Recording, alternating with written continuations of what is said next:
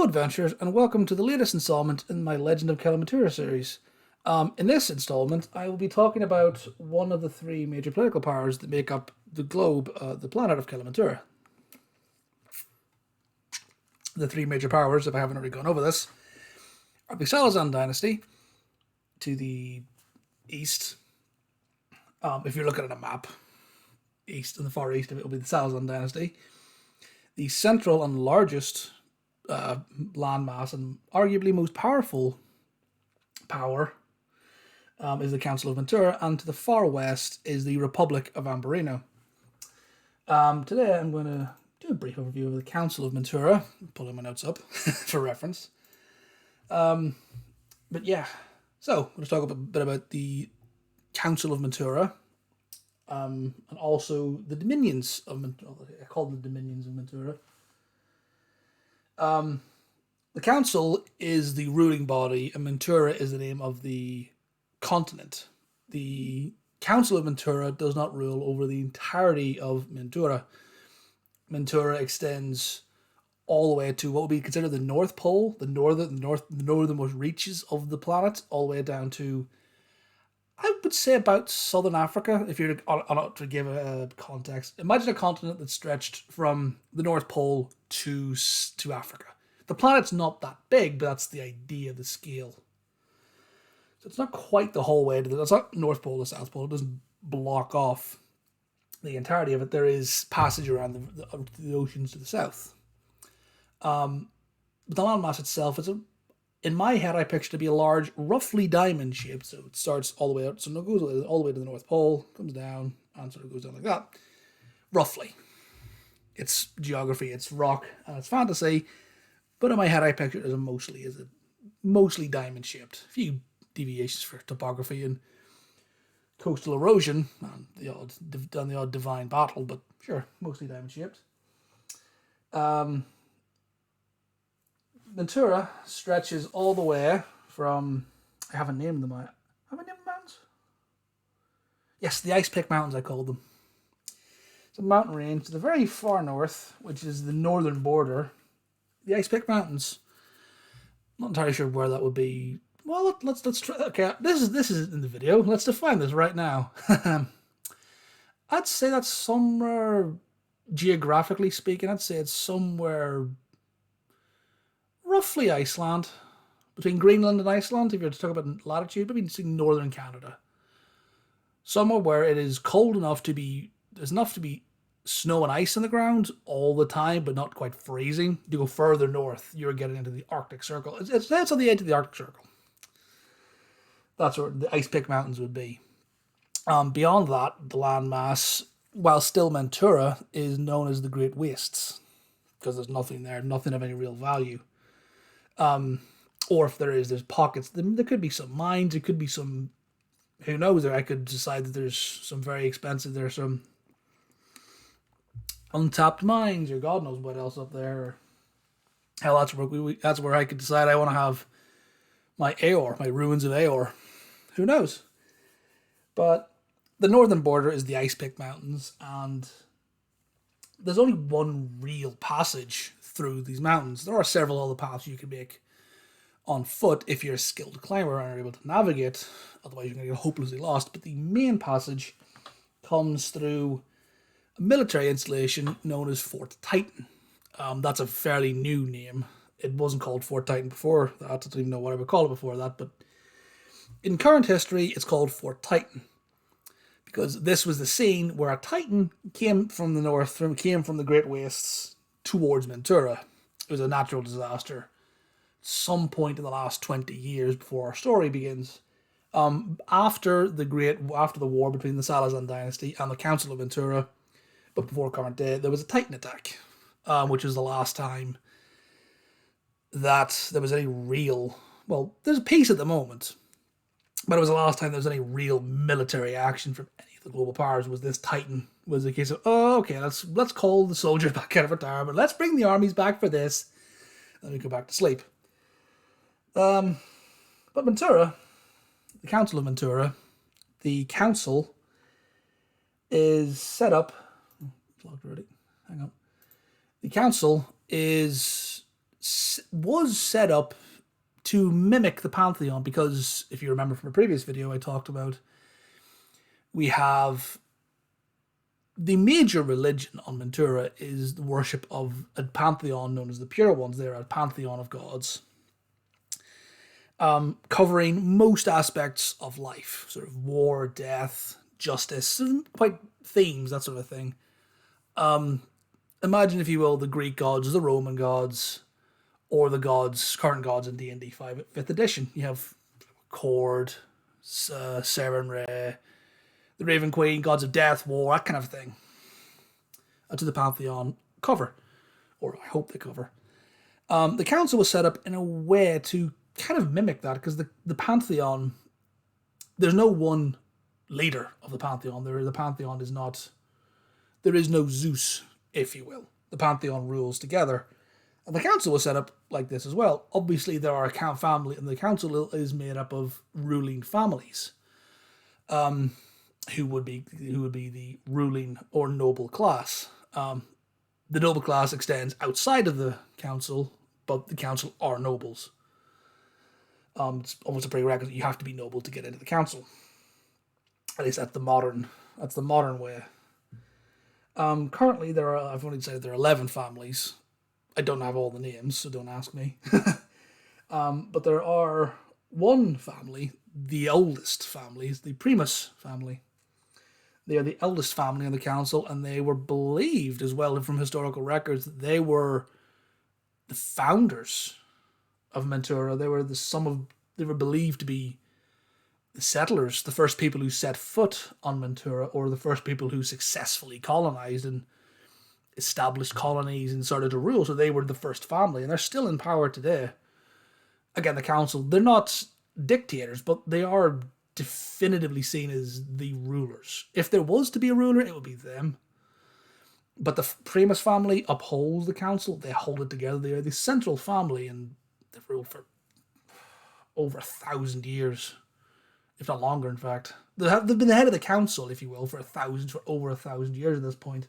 And even before that, they were considered the royalty, if there was such a thing.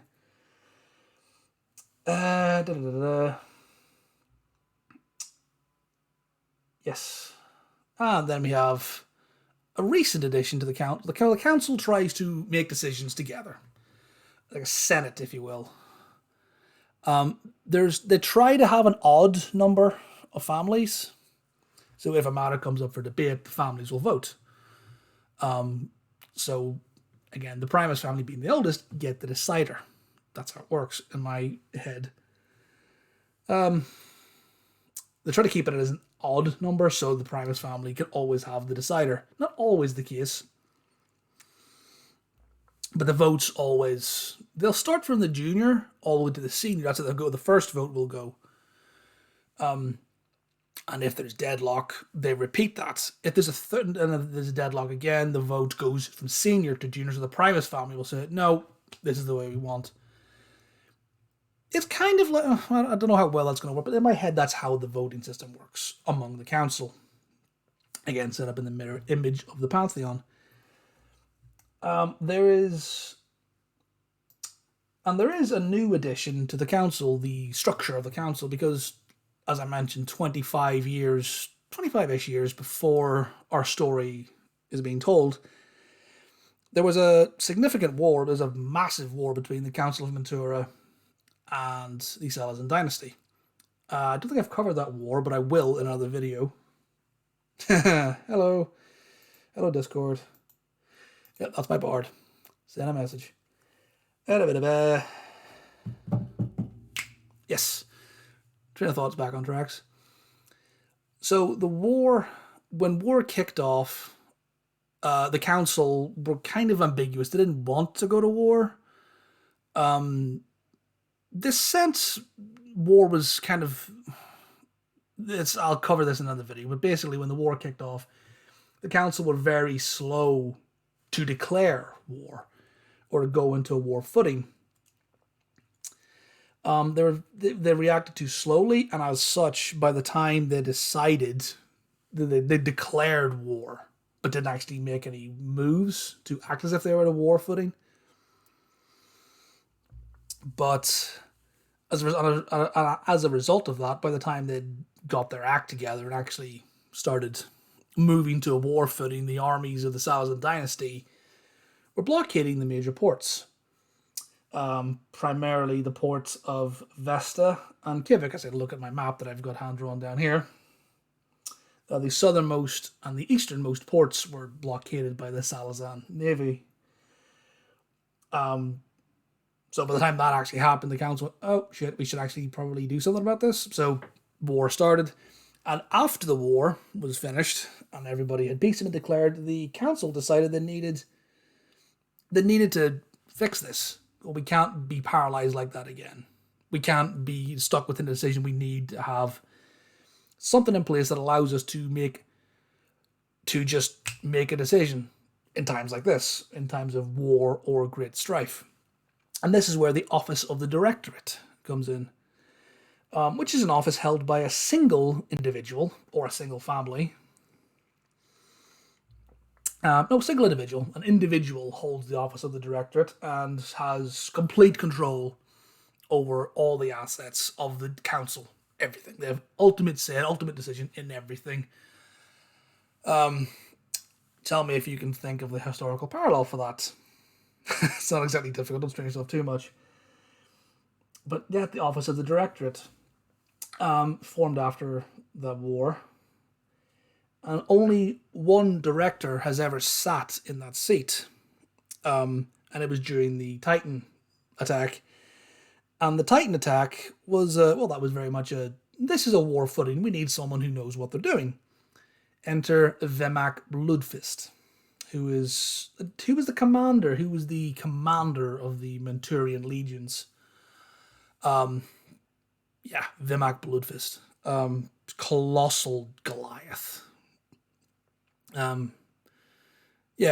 He'll be coming up in the story hopefully soon enough. Hopefully soon, but that's who he is. Towering Goliath, massively powerful, stepped into the office of the directorate. Once the Titan was slain, he stepped down. Where next? High Commander, yes, there he is. Now we have the culture of Mentura. The majority of the population worship the Pure Ones. Pure worship of the Pure Ones isn't enforced; it isn't mandatory, although it is encouraged. You're not bribed or anything to worship them, but it is advised, encouraged to worship them because it's the main religion. You can worship whoever you want, unless that is the Scourge, because worship of the Scourge, who are, if you remember, you have the Pure Ones and the Scourge. The Scourge and the Pure Ones are mortal enemies within the realm of the gods. And worship of them is just no, banned, illegal. You worship them, you get put to death. And the laws are based upon the teachings of the Pure Council. It is a religious society, and it's relaxed over the years. There used to be laws against blasphemy, and some religious orders still hold the blasphemy, still hold those blasphemy laws very dearly and enforce them, although generally they're not enforced. Just not worth the time, really. The primary teachings of the Pantheon and the Council is that a person's life must achieve balance in the eyes of the Pure Ones.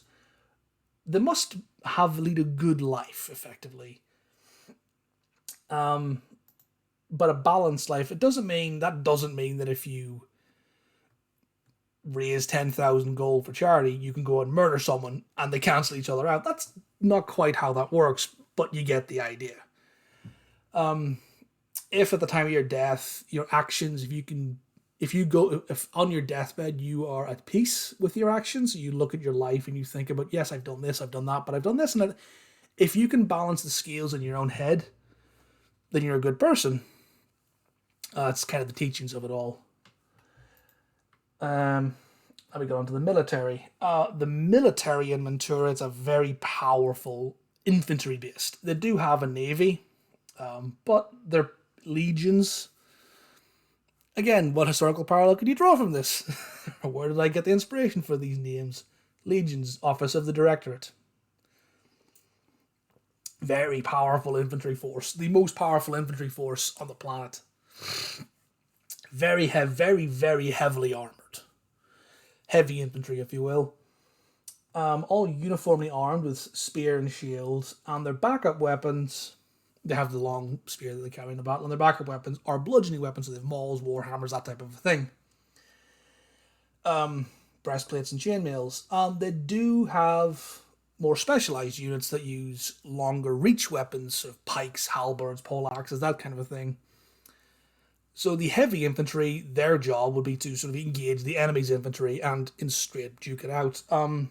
These more specialized units with the longer weapons and the heavier armor are designed to break up enemy units or deal with enemy cavalry. That's their job.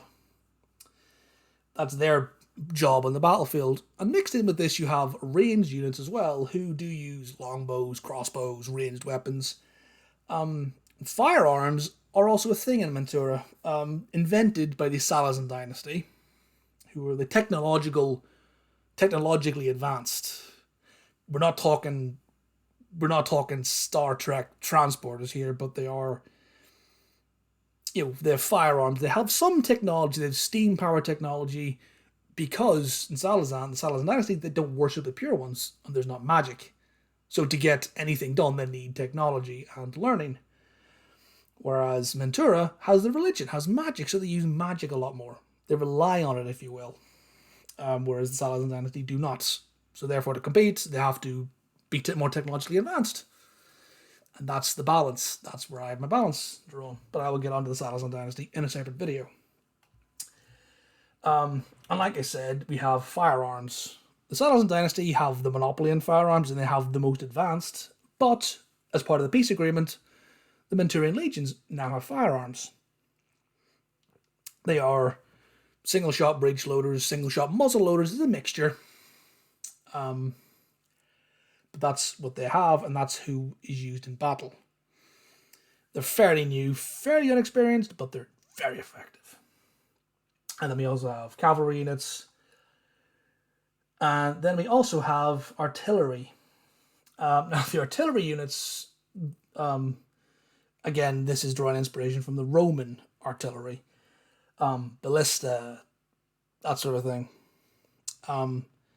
So they are used in the field, but primarily are used for city defense. And the city defense artillery is vicious.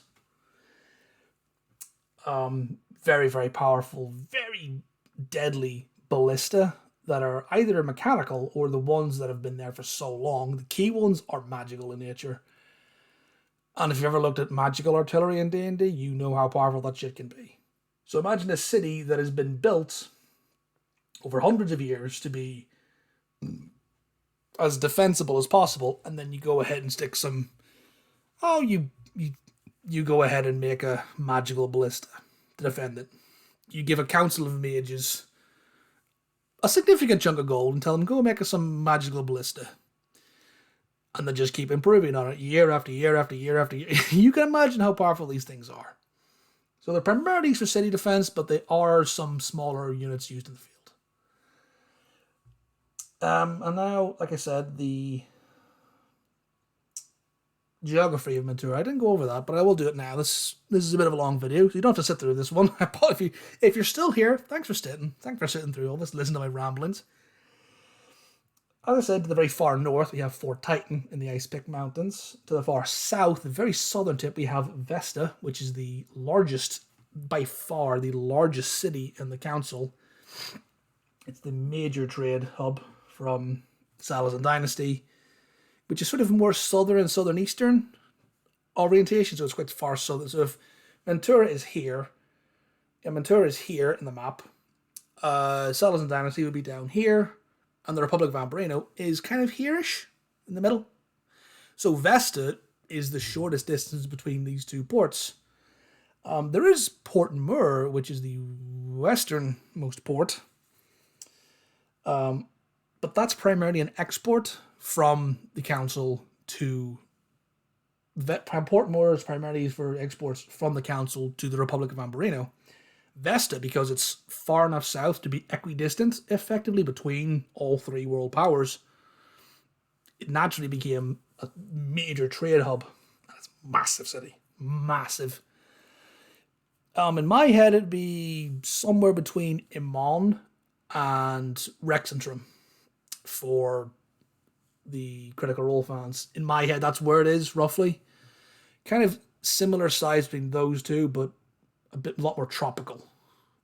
Kind of similar size, but kind of... Oh, what's the one? I've forgotten the name. It's the one in Critical Role in the desert, that one. That's sort of a climate. Sort of Saharan climate. Massive city. And the easternmost city is Kivik, which, again, is kind of an export hub to the Saladin dynasty. And then we have, in between Kivik and Vesta along the coast, we have Terran, the military capital. We have a couple other cities. We have, well, the ones that the party has encountered. The party started in Terran. They've gone through Brewstock. They're now heading to Steelborough, which in the center of Mentura, there is a mountain range. There's a mountain range which is not naturally formed. It was formed during the Purge, which is the fight between the Scourge and the Pure Ones. It was formed by that.